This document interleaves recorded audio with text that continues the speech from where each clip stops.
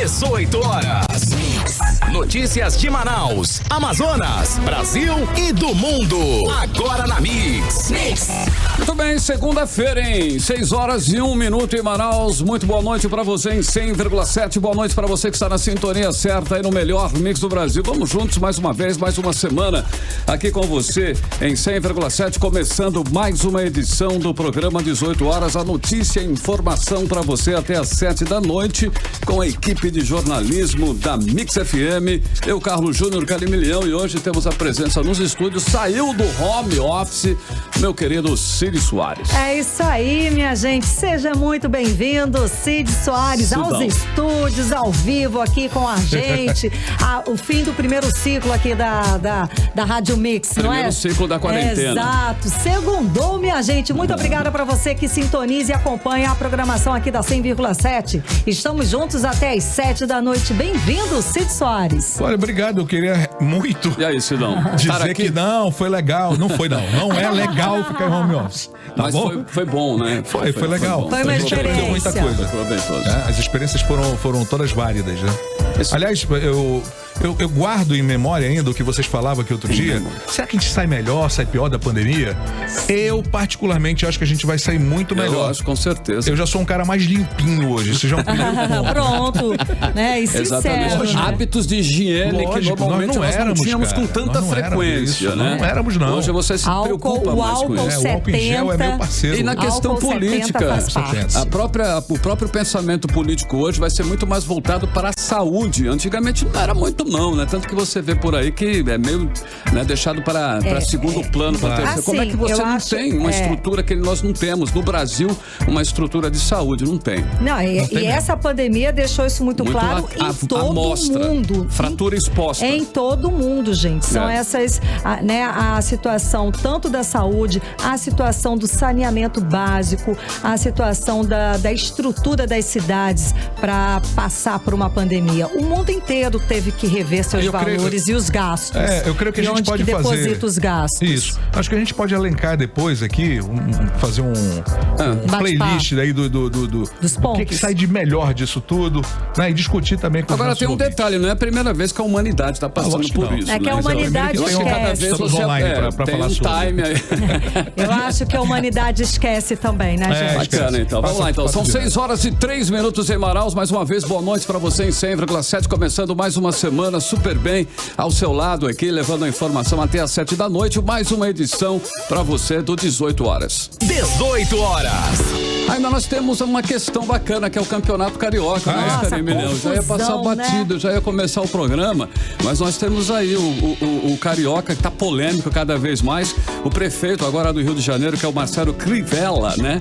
Liberar aí os jogos, ele não quer, né? Incluindo aí o que aconteceu na última quinta-feira no Maracanã. No sábado, Crivella resolve suspender todas as competições esportivas até o próximo dia 25. Olha aí, essa polêmica Pois continua. isso foi porque na semana passada ele liberou, beleza, vambora, vamos fazer os jogos. Na semana passada. E quando chegou no sábado, ele fala, não vai mais, esquece. Enfim, vai entender, né? Agora, Segundo o site UOL, até a Federação de Futebol do Rio de Janeiro, que também tinha dado um ok para o campeonato, decidiu por suspender as rodadas 4 e 5 da Taça Rio e remarcar para os dias 26, que é sexta-feira, e 27, que é sábado. Deveria estar tudo certinho, né? Pois é, só que não. Crivella declarou que confia que o Flamengo e o Vasco vão poder realizar as partidas agora quarta-feira, dia 24. Como assim? Você não tinha suspendido? Você não estava suspenso? Quer dizer, né? É meio espoleta queimada, né, dona Karime? Então, segundo o site UOL, a afirmação foi feita através da assessoria de imprensa da Prefeitura do Rio e assegura num possível ajuste do protocolo chamado de Jogo Seguro, elaborado pela Federação de Futebol do Rio de Janeiro, ao texto produzido pela Vigilância Sanitária. A Prefeitura também voltou a afirmar que estão suspensos os jogos de Botafogo e Cabo Friense e também do Fluminense Volta Redonda, né? Os dois que estavam marcados para hoje à noite e declarou que as partidas que deixam de acontecer são apenas as dos primeiros dias dos ajustes desse tal protocolo. Vamos ver o que vai dar. Salada, né? Não tem gente, falta só mais uma semana. Segura mais um pouquinho. Não podia segurar? Cara, segura mais um pouquinho. E olha, teve muita crítica nas redes sociais, né? Porque é no Maracanã onde está ali o Hospital de Campanha do Estado do Rio de Janeiro, com números de mortes. Embora seria outra entrada, mas mesmo assim, mas é o mesmo espaço. Então ele foi duramente criticado por, né, liberar esses jogos, as partidas, no mesmo momento em que há tantas doentes de Covid-19 lá no mesmo espaço, praticamente, né? Muito bem, agora sim, são 6h06 e nós vamos começando para você nesta segunda-feira mais uma edição do 18 Horas. Você está ouvindo 18 Horas. Olha aí, a CPI da pandemia, criada para investigar denúncias de corrupção na Secretaria de Saúde do Estado, continua suspensa desde a semana passada, quando a Justiça concedeu liminar para que a Assembleia Legislativa refaça nomeação dos membros da CPI. Mas, no pouco tempo de atuação da comissão, foi possível não só descobrir todo o esquema de fraude na compra superfaturada pelo Estado de 28 ventiladores pulmonares numa loja de venda, como também outras irregularidades graves. Isso mesmo, Carlão. Uma delas é referente ao serviço de lavanderia contratado para o Hospital da Newton Lins. Segundo o deputado Péricles, do PSL, que era o presidente da CPI, a empresa Norte Serviços Médicos Limitada foi selecionada sem licitação pelo governo do estado. E já no dia 1º de abril, quando o hospital ainda estava em reforma, a empresa emitiu relatório de que havia lavado 3.000 quilos de roupa, quantidade suficiente para atender a um hospital assim de 300 a 400 leitos. Mas isso aí não é o mais absurdo, não. É que ainda não existe contrato da Secretaria de Saúde do Estado com a Norte Serviços Médicos. Essa empresa que atua na lavanderia do Hospital da Newton Lins. Tudo foi feito por processo indenizatório, ou seja, a empresa presta o serviço, diz que foi feito, emite nota fiscal e o Estado paga. Simples assim. Não tem controle, cara, sabe? Não tem um controle mais rígido. Simples assim. Bom, vale lembrar aí que o Hospital da Newton Lins só começou a funcionar no dia 18 de abril e apenas com 4 pacientes internados. E mesmo assim, a empresa continuou colocando em relatório, olha aí, lavagem de 3.000 quilos de roupa, como já disse a Karime. E a quantidade insuficiente, né, para mais de 300 pacientes internados. É um absurdo. Bom, e a situação é ainda mais escandalosa, segundo o deputado delegado Péricles. Das 16 empresas que prestam serviço no Hospital da Newton Lins, a CPI identificou graves irregularidades em todas elas, em todas as empresas. Tanto a Norte Serviços Médicos quanto a Secretaria de Saúde do Estado disseram que só vão se pronunciar quando forem notificadas e quando tiverem acesso ao relatório da comissão. Segundo a Secretaria, a Procuradoria-Geral do Estado está fazendo auditoria em todos os contratos do Hospital da Newton Lins. Não é para menos, né? Por conta de todas essas irregularidades que o governo se esforçou e muito, hein? Continua se esforçando para evitar que a CPI continue investigando. As denúncias são graves e ao invés de colaborar, de ir para cima, o governo não quer o quê? Lógico, esconder, colocar para baixo do tapete todas as irregularidades. Isso aí tem que ser investigado a fundo. Sim. É direito do cidadão saber onde foi cada centavo, né, nesse combate à pandemia. As irregularidades devem ser todas identificadas e os responsáveis punidos. E mais ainda, né, o dinheiro pago a mais por conta do superfaturamento ou serviço, esse serviço que não foi realizado deve ser devolvido para os cofres públicos, claro. 18 horas. Bom, e ainda falando de CPI da pandemia, a Procuradoria da Assembleia Legislativa já ingressou com recurso no Tribunal de Justiça do Amazonas contra as 2 decisões cautelares que suspenderam os trabalhos da comissão. O repórter Azaf Augusto tem mais detalhes. O presidente da Assembleia Legislativa do Amazonas, deputado Josué Neto, informou que a Procuradoria da Casa já ingressou com recurso no Tribunal de Justiça do Amazonas contra as 2 decisões cautelares que suspenderam os trabalhos da CPI da pandemia. A Casa Legislativa aguarda agora o recurso entrar em pauta, o que deve ocorrer na próxima sessão, caso o relator escolhido divulgue entre os demais membros da Corte o relatório até o início da noite de hoje. A primeira decisão que suspendeu os trabalhos da CPI foi tomada após um mandado de segurança ingressado pelo deputado Felipe Souza, que quer fazer parte da comissão e alega que Josué Neto fez a escolha dos membros sem respeitar a lei. Já a outra ação contrária ao presidente da Lean em relação à CPI foi ingressada pela bancada do PP na Assembleia, pelos deputados Belarmino Lins, Álvaro Campelo e Maiara Pinheiro. Em ambas as ações dos deputados governistas, é solicitado que o presidente refaça a escolha dos membros, para que a CPI contra os atos que prejudicaram a saúde tenham mais deputados que apoiam o governador Wilson Lima, e assim se desfaça a atual formação, com apenas um deputado da base aliada. Azaf Augusto para 18 horas. 18 horas. O Tribunal Regional Federal da Primeira Região manteve as condenações de empresários presos na Operação Saúva em Manaus em 2006, acusados de fraudarem licitações para venda de refeições e também por fornecerem alimentos estragados para os órgãos federais, municipais e também estaduais. Foram mantidas as sentenças de 6 empresários envolvidos no esquema, entre eles a de Cristiano da Silva Cordeiro, que, segundo o depoimento da CPI da pandemia aqui no Amazonas, emprestou dinheiro para a compra de ventiladores pulmonares que foram vendidos para o estado com preços superfaturados. Pois é, o empresário Fábio Passos, dono da FJAP e Companhia Limitada, que vendeu os 28 ventiladores pulmonares ao governo do Amazonas por R$2.900.000, disse na CPI que comprou esses equipamentos aí com R$2.500.000 emprestados do Cristiano da Silva Cordeiro, lá da Big Trading. E de acordo com a decisão da turma do Tribunal Regional Federal, Cristiano deve cumprir 92 anos e 4 meses de prisão em regime fechado. José Maurício Gomes da Silva foi condenado a 13 anos. João Leitão Limeira a 26 anos. Ricardo de Oliveira Lobato, 21 anos. Lamarque Barroso de Souza, 17 anos. A Claudomira Pinto Cavalcante foi condenada a 52 anos e 8 meses de prisão. Todos os acusados podem recorrer das sentenças e seguirem em liberdade até o trânsito em julgado. O Ministério Público Federal havia pedido o cumprimento de prisão preventiva dos réus, mas não foi atendido, pois os acusados não demonstraram intenção de fuga, desde que a condenação em primeiro grau foi expedida em 2012. A decisão do Tribunal Regional Federal da Primeira Região foi tomada em abril deste ano. Os réus questionaram a competência da Justiça Federal em julgar o processo da Operação Saúva.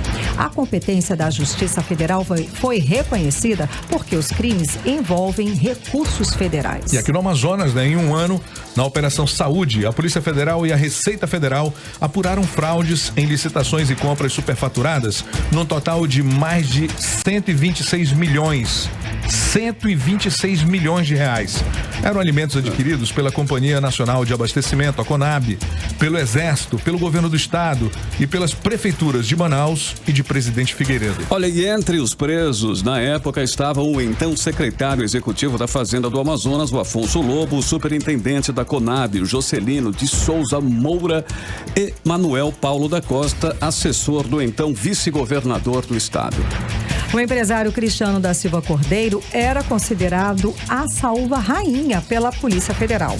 Era dele o grupo de empresas com maior movimentação no esquema: a Gold Distribuidora de Alimentos, a Norte Distribuidora, a Distribuidora Petrolina, a Global Logística e a Big Norte.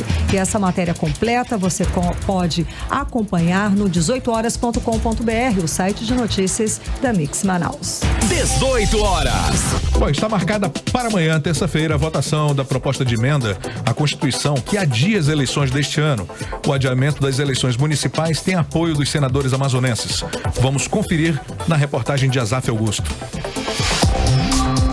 O presidente do Senado, Davi Alcolumbre, decidiu colocar em votação nesta terça-feira a proposta de emenda à Constituição que adia as eleições. Só após as novas datas passarem pelo Congresso é que o Tribunal Superior Eleitoral poderá trabalhar na conclusão da preparação para o pleito.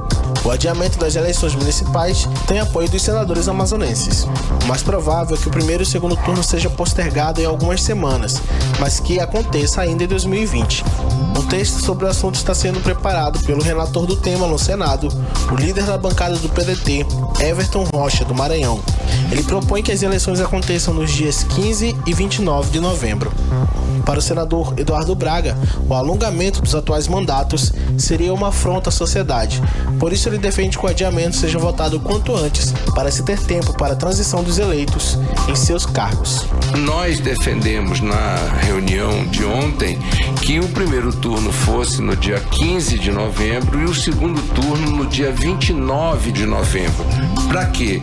Para que nós pudéssemos ter a prestação de contas do primeiro turno, já resolveríamos aí 14 dias após a prestação de contas de 5.400 e tantos municípios, estaria equacionado, e logo a seguir teríamos o segundo turno com a prestação de conta até o dia 14 de dezembro, a diplomação até o dia 18 de dezembro e teríamos o mês de dezembro para fazer a transição. É importante destacar que as grandes cidades brasileiras, elas terminariam a eleição do segundo turno e imediatamente nós estaríamos no mês de dezembro e às vésperas já da posse do futuro prefeito e dos vereadores, enfim, toda a circunstância do nosso país. O senador Plínio Valério também disse que a prorrogação dos mandatos seria inconstitucional. Eu sou a favor do adiamento, vou votar pelo adiamento. Eu não sei quais são as propostas, primeiro turno, novembro, segundo e dezembro. Eu voto pelo adiamento, porque não podemos correr nenhum risco de ter prorrogação.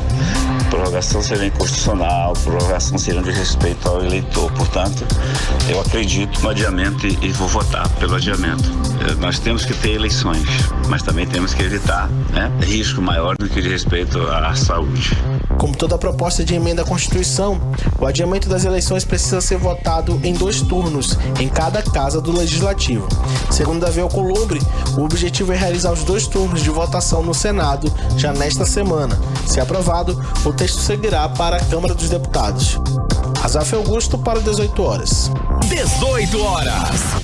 Bom, você está no melhor mix do Brasil, são 6 horas e 17 minutos e hoje é segunda-feira, hein? Segunda-feira é dia dos comentários da nossa colunista Nafice Bacri Valoz, que também fala da PEC, que adia as eleições municipais. Vamos conferir. Os amigos e os ouvintes da Rádio Mix FM, o meu boa noite. E nós iniciamos esta semana aguardando a definição do Congresso Nacional a respeito do destino político a ser dado às eleições municipais. Mas já está certo que nesta terça-feira o Senado da República dará início à votação da proposta de emenda à Constituição que estabelece o adiamento excepcional das eleições de 2020. E é bem verdade que até agora ainda não há uma data definida, mas já há um acordo no Colégio de Líderes do Senado para que a PEC 18 de 2020 venha a ser votada com um novo substitutivo. E neste substitutivo, as eleições passarão a ser realizadas em primeiro turno, no dia 15 de novembro, e onde houver segundo turno, no dia 29 de novembro de 2020. E mais, com a definição da data de adiamento das eleições, virão também o alongamento dos prazos de convenções, que ficam com prazos entre o dia 31 de agosto a 16 de setembro. E ainda teremos novidades para os prazos de desincompatibilização e para os prazos de propaganda eleitoral. É que a PEC 18 de 2020, em seu texto, permite que o Tribunal Superior Eleitoral faça as necessárias adequações no calendário eleitoral, tanto nos atos administrativos praticados pelo TSE, quanto nas ações políticas de pré-campanha dos candidatos e dos partidos. E ainda que este adiamento enfrente alguma resistência na Câmara Federal, saibam que se houver vontade política, nós iremos acompanhar a discussão, a votação e a aprovação desta matéria em 2 turnos e nas 2 casas até o dia 30 deste mês. E vamos ficar atentos às novas regras. Eu sou Nafice Bacri Valoz e volto a desejar a todos uma boa noite. 18 horas. Também boa noite para você também, né? Nafice Bacri Valoz, vamos ficar todos atentos, não é isso, Carimilhão? Carimilhão, hoje na segunda-feira, Carimilhão tá com pilhada, todo né? gás, a Carimilhão, tá? Segundou, né, gente? Que maravilha! Não, olha os dentes aí, os dentes, Carlão. Isso aí, Carimilhão. Segundou, querendo matar um. Segundou. Olha aí, vamos para a primeira da playlist de hoje, ouvinte 100,7, a música Cola, do duo eletrônico Camel Fat, com a colaboração aí com o produtor Edel Brock. apostou em um vocal que podemos denominar chiclete de ouvido, hein? A Karine adora esses chicletes aí, né, Karine? Dando origem a um tech house mais melódico. Exatamente, a música já é um sucesso absoluto, tá? E conta com mais de 10 milhões de visualizações no YouTube. Então, simbora abrir a playlist desta segunda-feira com Cola. Playlist 18 horas. Você está ouvindo 18 horas. Bacana, hein, Cid Soares? 6 horas. Sensacional. Musicão, né? Um swing, tem até um meio samba ali no meio. Tem um negócio bacana, mano. É, né? Essa eu já vou ouvir hoje. É a primeira da playlist de hoje, 6h24. Você está no melhor mix do Brasil, Camel Fat e Elder Brock. A música é Cola em 100,7. Mix. Muito bem. Agora vamos saber a previsão do tempo para esta noite. A primeira segunda-feira aí, chamado Verão Amazônico. Previsão de muito calor ou vai chover, Karine Leão? Bom, como estamos aqui no Amazonas, né? Vamos ver qual é a previsão. Previsão do tempo. E segundo informações do Clima Tempo, a previsão tem pancadas de chuva sim à tarde e durante a madrugada. A mínima prevista é de 24 graus e a máxima pode chegar a 32 graus. As chances de chuva são de 90% e a umidade relativa do ar pode chegar a 83%. Mix. Olha esse dado, hein? O coronavírus mata 13 vezes mais na região norte do que no sul do país, segundo reportagem do jornal Folha de São Paulo. No Amazonas, segundo o pesquisador, as maiores vítimas da Covid-19 foram pessoas de baixa renda que dependiam de um sistema de saúde público, que no caso aqui do Amazonas está colapsado, né? Vamos aos detalhes agora com Odinei Araújo. Segundo a reportagem publicada no fim de semana, as mais de 50 mil mortes pela Covid-19 em todo o país revelam um grande abismo social entre as regiões brasileiras. Prova disso é que o vírus matou 13 vezes mais no norte do que no sul do país. Para entender melhor, enquanto no norte, para cada grupo de 100 mil habitantes, 45,5 morreram de Covid-19, na região sul, de cada grupo de 100 mil moradores, apenas 3,4 morreram pela doença até agora. O Nordeste também registrou um número alto de mortes por Covid-19, onde de cada grupo de 100 mil, 27,8 pessoas morreram. Os dados foram apresentados por epidemiologistas de algumas regiões, entre eles Gésen Orellana, da Fiocruz Amazônia. Então essa é uma segunda dimensão aí importante que evidencia para a gente as enormes desigualdades, né, que determinaram, né, esse excesso de mortes, geralmente em pessoas de condição socioeconômica menor, né? O pesquisador da Fiocruz disse ainda que a falta de infraestrutura hospitalar, principalmente pública, revelou também um abismo social entre as vítimas fatais no Amazonas. Levantamento feito por ele mostrou que só 12% dos mortos eram brancos. Por outro lado, quando você olha o outro subconjunto, que seriam todas as outras mortes das pessoas classificadas como pardas, pretas, indígenas e amarelas, essa porcentagem vai para 28%, né? Então, é um valor que corresponde a algo 72% maior, né, de mortes por causa respiratória em pessoas classificadas como sendo da cor ou raça não branca, digamos, né, que seriam essencialmente pardos e pretos, né?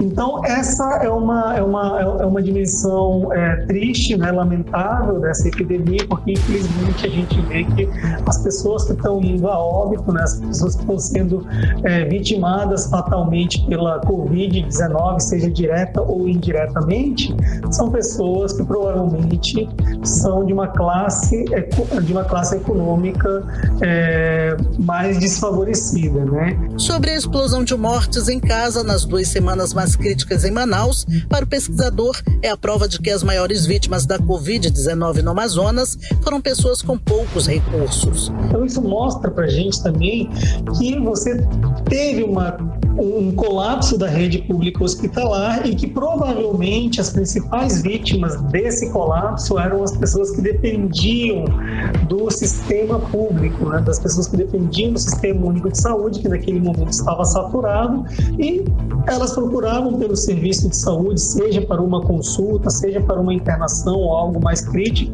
e simplesmente não conseguiam acessar essas unidades de saúde, indo a óbito em casa, né, ou fora das unidades de saúde, né? A reportagem da Folha de São Paulo diz que os estados com índices mais altos de mortalidade são Amazonas, Ceará, Pará, Rio de Janeiro e Pernambuco.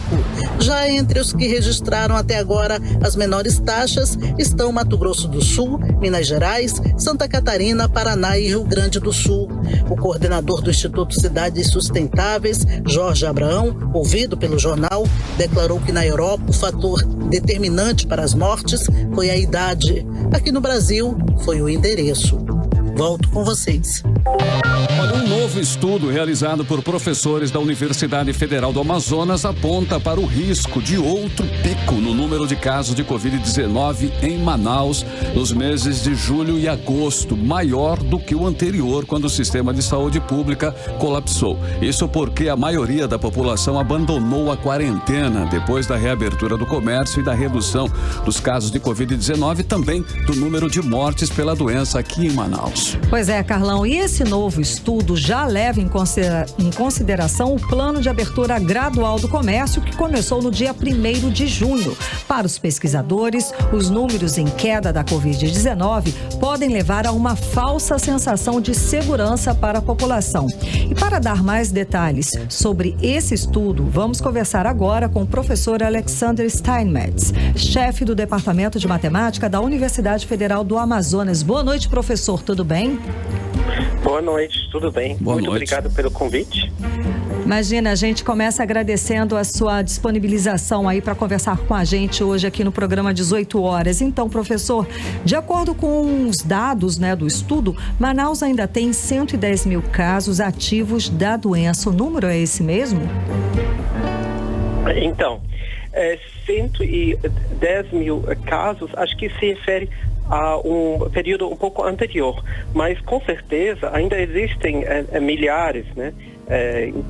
Provavelmente em torno de 20 mil pessoas que têm em Manaus nesse momento a doença, sintomáticas ou até assintomáticas. Ainda existem muitas pessoas infectadas por essa doença nesse momento. Mas não é o número de 110 mil, então seriam 20 mil, é isso? 20 mil é isso. A gente estima nesse momento em torno de 20 mil as pessoas que são portadoras da doença. Isso é obviamente muito menos do que já estava, porque a gente viu uma grande queda. Mas é importante entender que a doença não foi embora ainda, né? Casos novos são confirmados todos os dias, então a infecção está presente ainda em Manaus nesse momento e continua se propagando. Professor, existem vários estudos e cada um apresenta dados bem diferentes um do outro. Mas o que de fato leva o estudo de vocês à conclusão de que nós teremos aí uma segunda onda de casos? Hoje, a gente usou um modelo epidemiológico que é o mais comum usado nessa área, que é o modelo compartimental. E se você olha para a queda do isolamento gradual que a gente vê a partir de 1º de junho, aliado ao fato que de poucas pessoas ainda tiveram contato com a Covid comparado com toda a população, né? A gente estima que menos que 20% dos manauaras de fato tiveram contato com o Covid. A gente tem ainda 80% de pessoas que são suscetíveis a pegar a Covid. Então você tem um grande número de pessoas que ainda têm potencial de se infectar.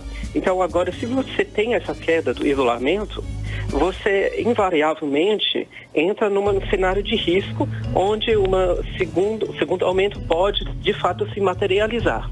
Professor, na última semana nós tivemos uma média superior a 1.000 casos confirmados aí por dia, é isso mesmo? E as internações nos hospitais estão reduzindo, né? Como explicar esse fenômeno? Isso confere esses dados, professor? É o seguinte, quando uma pessoa se expõe ao vírus, tem um período de incubação, que é em média de 5 dias. Depois pode demorar, que pode inclusive, até os primeiros sintomas aparecerem, pode ser em torno de 15 dias ou até mais. Então existe sempre uma certa translação temporal quando a pessoa se expõe ao vírus e quando ela tem os sintomas e precisa de atendimento médico. Então, de fato, como ainda no início de junho, o isolamento ainda estava bastante presente. Apesar das fotos que a gente viu do centro lotado de Manaus, ainda os indicadores de isolamento mostraram que a saída do isolamento foi gradual. Então, as pessoas começaram só aos poucos, de fato, reduzir o isolamento. E, então, tudo que a gente vê nesse momento é fruto do isolamento ainda de 3 semanas atrás ou 2 semanas atrás. Então, esses números podem facilmente, simplesmente refletir o fato que o isolamento, a saída do isolamento é gradual, né? E não ocorreu de um dia para outro. Ok. Certo. Pois, justamente sobre o isolamento, né, a gente vê hoje, percebe que está abaixo de 50% por aí. E já se registram as aglomerações em bares, alguns lugares como a Praia da Ponta Negra e também no transporte público. Isso pode ser considerado como um estopim para uma possível segunda onda? Com certeza, né? O que nossas pesquisas também mostram é que a conscientização e a consciência da população em relação a essa doença é importante. Então, se as pessoas se conscientizam e sabem que essa doença não foi embora, que ela continua, a gente tem ainda por dia quase 7 óbitos confirmados, acho que de sábado para domingo, por Covid. Agora, se você considerar que tem sempre uma certa subnotificação, com certeza a gente tem ainda 10 óbitos diários por Covid todo dia, certo? Então, em tempos normais, se você tem 10 óbitos diários por uma doença, isso seria uma causa né? Seria alarmante, né? Sim. Mas nesse momento, parece que a conscientização baixou, apesar de termos ainda esse número absurdo, de certa forma, de óbitos por dia por uma doença, né? Então, é importante que as pessoas se conscientizam e entendam que a doença não foi embora ainda, né? Ela está presente ainda em Manaus, as pessoas continuam se infectando e dependendo do comportamento, né? Dependendo como essa pedra de conscientização, as pessoas começam a se aglomerar, né? É muito fácil que a gente vê uma segunda onda, um segundo aumento, né? Então, isso depende obviamente, das pessoas que tomam as decisões em termos de gestão pública, né? Mas também de cada um de nós, da população, certo? Uhum. O que vai acontecer nas próximas semanas. Professor, eu li que o estudo aponta aí projeção para o próximo pico de mais de 200 mil infectados simultaneamente aqui em Manaus. E apesar de tudo isso que o senhor falou até agora, não é um número exagerado? Não. Nosso estudo aponta para um grande risco que a gente possa ver um número muito grande de casos e infecções nas próximas semanas. Nós tivemos um pico de em torno de 110 mil infecções em abril simultâneos. Então esse pico pode facilmente ser 2 vezes maior, né? Esse risco está muito presente porque o número de pessoas que ainda pegaram Covid são muito poucas, né? Então, existem ainda muitas pessoas suscetíveis à doença e com essa abertura, é possível que a gente veja um novo aumento de casos, com certeza. Professor, só mais uma pergunta para a gente somar, é uma curiosidade. Então o senhor corrobora com a ideia de que a pessoa que não pegou, ou melhor, que já foi infectada pela Covid, ela não volta a ter a doença, é isso? Olha, é o seguinte, em relação a isso, os dados científicos até o momento apontam que a pessoa tem pelo menos uma certa imunidade temporária, certo? Mas como é uma doença nova, ainda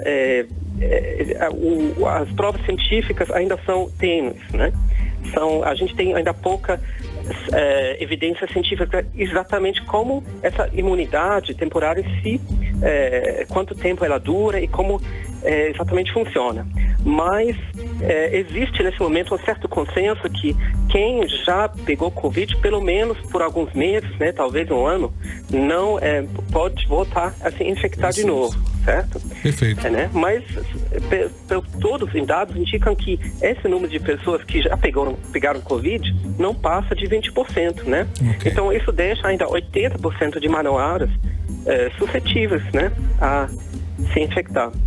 Ok, professor, então muito obrigada pela sua participação hoje aqui no programa 18 horas, falando sobre todo esse quadro, né, da Covid-19 aqui no estado do Amazonas. Então, para finalizar, os cuidados permanecem, não é, o professor, de usar máscaras, manter certa distância quando você precisa estar em algum espaço público, a lavar sempre as mãos, álcool em gel.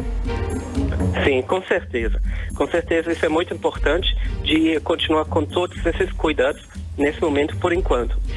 Muito obrigado pelo convite e bom programa. Obrigado. Obrigado, professor. Ótimo, boa noite. Imagina. Muito obrigada novamente pela participação aqui de hoje no programa 18 horas. Conversamos com o chefe do Departamento de Matemática da Universidade Federal do Amazonas, o professor Alexandre Steinmetz. 6 horas e 40 minutos e você está no melhor mix do Brasil. 18 horas. Bora lá então, Karime Cílio Soares e ouvinte em 100,7 para a segunda da playlist de hoje, Blind Lights, né? The Weeknd. Continua sendo aí a música número 1, hein? A number 1 da parada rock contemporâneo. Bacana, né? Uma boa, essa música é linda. Inclusive. Então simbora. Partiu para a segunda do playlist de hoje, desta segunda-feira, Blind Lights. Playlist 18 horas. Você está ouvindo 18 horas. Tudo bem, 6h44, essa música, ela é a primeira, né? Número 1 da Hot Adult Contemporary, que é o adulto contemporâneo, né? Aquele adulto que tá, né? Blind Lights. Clima. Blind Lights foi a segunda da playlist de hoje. Não tem jeito, eu vou pensar sempre em Take On Me. É igual, dos né? anos 80, não, Take On Me, é igual, mas vambora. Nós estamos viajando muito naquele tempo lá. Bacana, 6h45 e você está no melhor mix do Brasil. Mix. Legal, e agora vamos saber a previsão do tempo para amanhã, terça-feira. Teremos aí mais um dia de calor intenso? Karime Leão. Previsão do tempo. Bom, segundo informações do Clima Tempo, sim, de verão amazônico, né? Bom, a previsão é de sol com algumas nuvens. Deve chover rápido durante o dia e a noite. A mínima deve ser de 24 graus e a máxima não passa dos 31 graus. As chances de chuva são de 80% e a umidade relativa do ar pode chegar a 88%. Mix. Na linha de frente do combate ao novo coronavírus, profissionais da saúde estão trabalhando com pagamentos atrasados há 4 meses aqui no estado do Amazonas. Pois é, Carlão, além da falta de equipamentos de proteção necessários para o trabalho, os profissionais de saúde precisam lidar com os atrasos da remuneração que vem se arrastando aí há muito tempo, como nós aqui já mostramos no programa 18 horas várias vezes. É verdade, Karime, olha, são profissionais que estão se contaminando em seus locais de trabalho no exercício de suas profissões e voltam para casa sem sequer ter o dinheiro do pão de cada dia. Isso tudo que nos explica a repórter Nathalie Moraes. A empresa Amana Oil Manaus, terceirizada do governo do Amazonas para serviços de saúde no Hospital Universitário Francisca Mendes, vai ser levada à Justiça do Trabalho. Pois há 4 meses, cerca de 52 enfermeiros e outros profissionais da área da saúde não recebem os seus salários. Um problema que já mostramos inúmeras vezes aqui no 18 Horas, que não consegue ser resolvido pelo governo do estado, como explica a presidente do Sindicato dos Profissionais de Saúde, Graciete Mouzinho. O salário, além de ser pouco, ainda atrasa de 2 a 4 meses. Os enfermeiros estão com 4 meses de atraso de pagamento. Da empresa CGAM, que é os obstetras, da empresa Manaus, da empresa Copean, a Unisol, 2 meses de atraso, encerrou o contrato dia 4 de junho, não pagaram o mês de abril e nem de maio. Eles precisam receber para poder sacar o FGTS. Tanto os enfermeiros quanto os técnicos, administrativos, serviços gerais, radiologia, médicos, fisioterapeutas, assistente social, todos estão com salários atrasados. Esses profissionais estão trabalhando na linha de frente da pandemia em combate ao coronavírus sem receber qualquer benefício. Não recebe salário. Então, numa pandemia dessa, eles na linha de frente, trabalhando sem ter o que levar para sua família, sem pagar seus aluguéis, suas contas atrasadas, não se alimenta direito porque não tem como, não tem dinheiro para pagar a sua alimentação e dá seu jeito para ir trabalhar. Tudo porque fez um juramento e a população amazonense não tem culpa do que está acontecendo. Entra governo, sai governo e nada muda. Nada. Muito pelo contrário. Faz é ficar pior do que já estava. Esses profissionais estão com os salários atrasados desde o mês de fevereiro e pediram auxílio ao deputado federal José Ricardo para intermediar a denúncia junto ao Ministério Público do Trabalho. Nós estamos levando essa questão para o Ministério Público do Trabalho, já que é um contrato de uma empresa com o poder público e a pendência da empresa com seus funcionários. Portanto, é uma questão ligada à legislação trabalhista e direitos desses trabalhadores. Também levando para o Conselho de Saúde do Estado, porque isso afeta o serviço público, o serviço prestado para a sociedade. Porque funcionários sem receber salários há tantos meses não conseguem ter cabeça para fazer e se dedicar, né, ao trabalho da forma como todos nós gostaríamos. Com certeza vão ter mais dificuldades. E depois a gente questiona esse processo de terceirização que continua ainda presente no Estado. Custa mais caro para o Estado a terceirização do que se fosse contratar diretamente. Uma das representantes dos funcionários da Manaus, que preferiu não se identificar, contou à nossa equipe de reportagem que os enfermeiros dessa empresa vêm passando por sérias dificuldades financeiras, sem dinheiro para comprar alimentos, pagar aluguéis e cumprir com dívidas de empréstimos bancários. Segundo a profissional, não se pode trabalhar com amor se eles estão extremamente preocupados com o financeiro, pois saem de casa todos os dias para trabalhar, correndo riscos e não são valorizados. Muitos foram infectados com a Covid-19 e não tinham dinheiro sequer para comprar os seus medicamentos. O impasse, segundo os profissionais, é muito grande. O Amazonas e todos os seus profissionais de saúde estão pedindo socorro. Nathalie Moraes para o 18 Horas. Mas já falou várias vezes dessa empresa Manaus, né? É toda enrolada, meu amigo.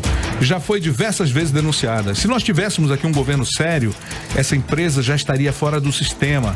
Deve ter, com certeza, algum político por trás da Manaus. Pois é, e lembrando que a Manaus, né, é o seguinte, que ainda no ano passado, fim do ano passado, a Secretaria de Saúde do Amazonas descredenciou a empresa Manaus para a prestação de serviços de enfermagem nas unidades do estado, tendo em vista a ausência de comprovação de enfermeiros titulados e comunicou ao Instituto de Enfermagem Intensivista do Amazonas, ou seja, porque eles iam substituir aquelas histórias dos intensivistas, daqueles especialistas que trabalham em UTIs. A empresa Manaus tinha ganhado esse direito do governo do estado do Amazonas para substituir o pessoal do IET. Só que eles não puderam fazer isso. A própria secretaria descredenciou a empresa porque eles não tinham profissionais qualificados para atuarem nas UTIs do estado. Ou seja, ela já é toda enrolada Toda mesmo, enrolada. né? É uma situação complicada, né? A gente vai e vem, né? Tem que definir, né? 6h51 e você está no melhor mix do Brasil. 18 horas. O Ministério Público do Amazonas abriu investigação contra o vereador de Manaus, Rosivaldo Cordovil, do PSDB, por suspeita de desvio de parte do salário dos assessores dele, prática mais conhecida hoje em dia, como rachadinha. A abertura de procedimento preparatório foi publicada no Diário Eletrônico do órgão na edição de sexta-feira, dia 18 de junho. Quem vai nos trazer essa história é o repórter Azaf Augusto. O Ministério Público do Amazonas instaurou um procedimento preparatório para investigar a denúncia de um suposto esquema de rachadinha no gabinete do vereador Rosivaldo Cordovil, na Câmara Municipal de Manaus.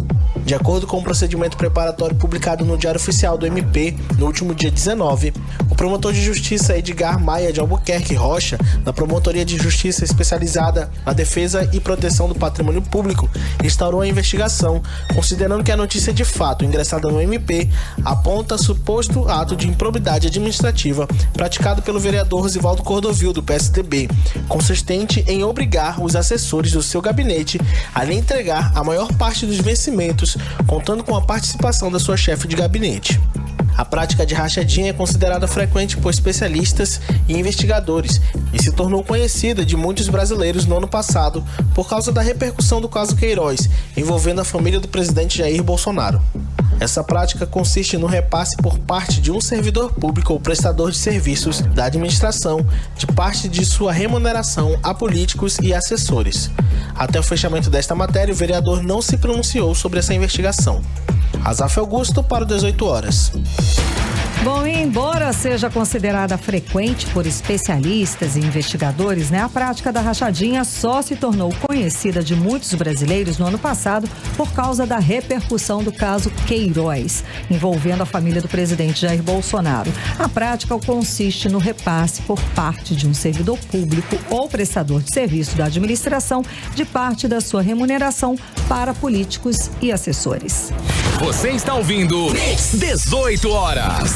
Missas presenciais recomeçam em julho para os fiéis, mas com várias restrições, Olha só, na quarta-feira as igrejas católicas já abrem para orações, mas sem aglomeração.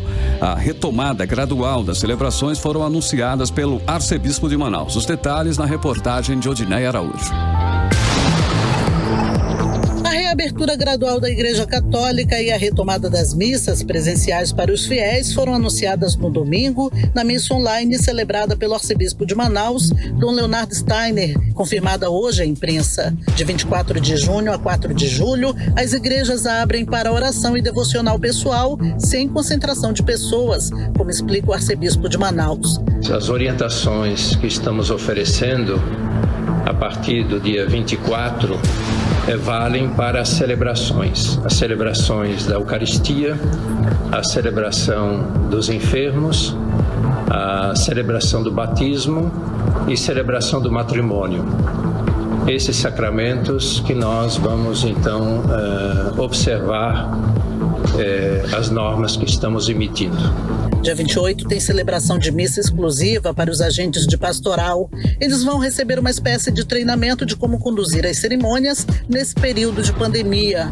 De acordo com Dom Leonardo, dias 4 e 5 de julho começam as missas e celebrações com a presença dos fiéis.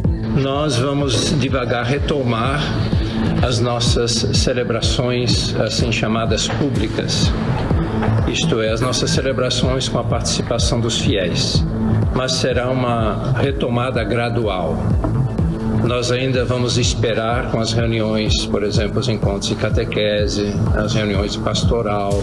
Essas reuniões, esses encontros, nós ainda vamos esperar até o momento oportuno. As celebrações, incluindo desde a acolhida, não devem ultrapassar 1h30. A lotação máxima deve ser de 30% da capacidade total. Nas capelas com espaços menores, as missas podem ser fora do templo ou em espaços comunitários. Os intervalos entre as celebrações devem ser de 5 horas para a higienização da igreja. E para evitar aglomeração, As missas também devem ser celebradas durante a semana. O arcebispo está determinando que as celebrações presenciais da semana possam valer como um preceito dominical. Então, nós cristãos, católicos, sabemos que o domingo é o dia do Senhor, é o dia da nossa Páscoa semanal, o dia da comunidade se reunir, mas para que não haja uma aglomeração de pessoas, nós estamos pedindo que os fiéis possam participar ao longo da semana como se fosse domingo. Os fiéis devem estar de máscaras e seguir o distanciamento social. As igrejas devem disponibilizar álcool em gel na entrada e, por enquanto, ainda não podem participar das missas crianças até 12 anos, pessoas idosas e do grupo de risco. Mas essas pessoas, incluindo crianças que já fizeram a primeira Eucaristia, se tiverem carro, podem receber a comunhão de dentro dos veículos no estacionamento das igrejas e oferecerem o serviço. A comunhão vai ser distribuída nas mãos para evitar riscos de transmissão do coronavírus. Volto com vocês. Você está ouvindo 18 horas. Consultas ambulatoriais que estavam suspensas nas policlínicas por causa da pandemia em Manaus retomaram os atendimentos hoje. A medida integra o plano de abertura gradual das atividades na capital, como explica a repórter Nathalie Moraes. Dando sequência à retomada gradual dos atendimentos suspensos pela pandemia de Covid-19, a partir de hoje, as policlínicas retomam as consultas ambulatoriais que estavam suspensas. Segundo o secretário adjunto da Suzam, Thales Schincariol, com a redução das demandas do novo coronavírus nas unidades da rede estadual, os atendimentos eletivos foram suspensos para reduzir os riscos de transmissão da Covid-19. Voltam a ser ofertados hoje por meio de agendamento. O processo de reabertura das policlínicas vão obedecer os critérios de agendamento. Elas não vão estar com as portas abertas. Então não adianta a população procurar a policlínica, que a gente vai ter aglomerações, um volume muito grande de gente, e não vai ser assim que nós vamos retomar. Por enquanto, a abertura vai obedecer regras de atendimento, onde a Secretaria do Estado, junto com o Núcleo de Regulação, vai fazer o chamado a esses pacientes a comparecer nas unidades, então mediante uma hora e um atendimento. As policlínicas estão entrando em contato com os pacientes que tinham consultas marcadas no período em que o atendimento ambulatorial ficou suspenso, para informá-los da nova data. Os Centros de Atenção Integral à Criança, os CAICs, e de Atenção à Melhor Idade, os CAIMs, não retomaram os atendimentos neste primeiro momento. Essas unidades passarão por uma avaliação em sua estrutura predial e inspeção em seus equipamentos. Já a Fundação Adriano Jorge retomou hoje as cirurgias eletivas gerais de ortopedia e urologia. A unidade já iniciou o atendimento eletivo dos pacientes que tiveram consultas suspensas para avaliação cirúrgica. O núcleo interno de regulação da unidade está entrando em contato com os pacientes para agendamento e consulta. As maternidades também retornam hoje o atendimento ambulatorial e de mastologia, como o Instituto da Mulher Dona Lindu e o Programa de Planejamento Reprodutivo da Maternidade Nazir Adal. Nathalie Moraes para o 18 horas. 18 horas. Muito bem, vamos conferir agora, hein? Vamos atualizar os números da Covid-19 aqui no Amazonas e também no Brasil com Karime Leão. O Amazonas diagnosticou mais 508 casos de Covid-19. O total de pessoas infectadas no estado é de 63.410, segundo o boletim epidemiológico consolidado da Fundação de Vigilância em Saúde do Amazonas. O total de mortos chegou a 2.657 mortes aqui no estado do Amazonas. E o Brasil tem 50.737 mortes por coronavírus, de acordo com o último boletim divulgado também pelo Ministério da Saúde. E nós temos 1.090.349 casos confirmados da doença aqui no Brasil. Agora, 6 horas e 59 minutos. Seguimos direto para o editorial 18 horas. Editorial 18 horas. Um número interessante, hein? O mapa da Covid-19 mostrou que ontem, o índice de isolamento social no Amazonas foi alto, 47,4%. O índice de isolamento social no domingo, no estado, foi praticamente o mesmo do dia 1º de abril. Para um domingão de sol, é um sinal de que as pessoas estão mantendo o bom senso e ainda estão saindo por aí sem controle. Uma pesquisa na Universidade do Amazonas, divulgada hoje, mostra que ainda é alta a possibilidade de um novo pico de Covid-19 no estado. Um pico que poderia ser até maior do que o anterior. Mas isso se as pessoas não se cuidarem. Não custa lembrar que a Covid-19 mata 13 vezes mais pessoas na região norte do que na região sul do Brasil. Todas as informações indicam que as medidas de distanciamento social, o uso de máscaras e outros cuidados estão levando à queda de novas infecções. Mas é preciso ter consciência que essa melhora na situação pode ser uma armadilha, pode levar a uma falsa sensação de segurança. E uma falsa sensação de segurança pode levar tudo a perder de uma hora para outra. E ninguém quer viver novamente a situação de terror que Manaus teve que enfrentar há pouco mais de um mês. Então, um pouco mais de paciência não vai fazer mal e pode garantir que tenhamos dias melhores, bem melhores em breve. 18 horas. 7-1, Karime, boa noite, né? Beijo, tchau. minha gente. Boa Até noite. amanhã. Tchau, Sidão. Continue bem. Continue em 100,7. A gente volta com você amanhã a partir das 6. Valeu, você está no melhor mix do Brasil. Você ouviu 18 horas. As notícias do Brasil e do mundo. De volta amanhã. Mix.